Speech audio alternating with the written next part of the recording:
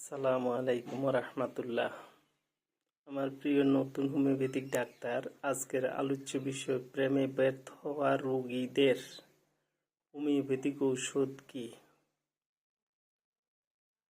প্রেমে ব্যর্থ হলে অনেক সময় রোগীরা নাওয়া খাওয়া বন্ধ করে দেয়, একাকী থাকতে পছন্দ করে, পুরাতন স্মৃতি, ছবি, ঘটনা এগুলো মনে করে দেখতে ভালোবাসে। সে বিশ্বাস করে আবার সম্পর্ক জোড়া লাগবে, আবার আগের মতো তাকে কাছে ডাকবে। উদাসীন হয়ে যায়। দীর্ঘদিন ধরে এই প্রেমে ব্যর্থ রোগী অবস্থায় থাকলে সিজোফ্রেনিয়ায় ভোগে। কল্পনায় তার পুরুষ প্রেমিককে খুঁজে পায়, পুরুষ হলে মহিলাকে খুঁজে পায়, কথা বলে। আমাদের কাছে স্বাভাবিকভাবে মনে হয় পাগল হয়ে গেছে, মেন্টাল ডিসঅর্ডার দেখা দেয়।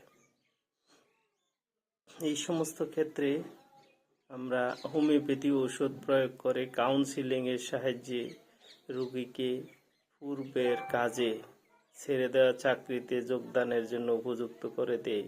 ব্যবসা বাণিজ্য আবার শুরু করার জন্য মন মানসিকতা তৈরি হয়, আত্মবিশ্বাস ফিরে পায় এবং সে তখন ভাবতে শিখে জীবনের জন্য প্রেম, প্রেমের জন্য জীবন নয়।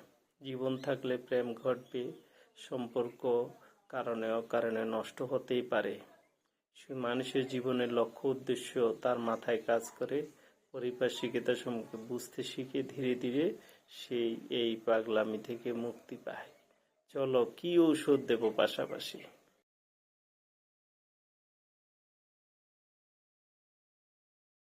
আমার প্রিয় ইন্টার্নি ডাক্তার, ক্যান্টারবারি 6 এডিশন 63 পৃষ্ঠায় দেখো, মাইন্ড অধ্যায়ের লাভ রুব্রিকে sub rubric elements from disappointed.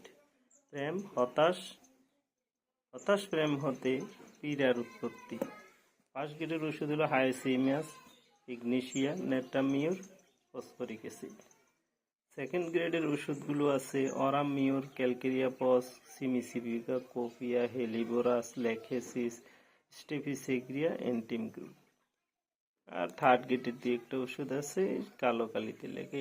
এখান থেকে একটি মাত্র ওষুধ শক্তিকৃত অবস্থায় রোগীকে দিতে হবে। ধন্যবাদ।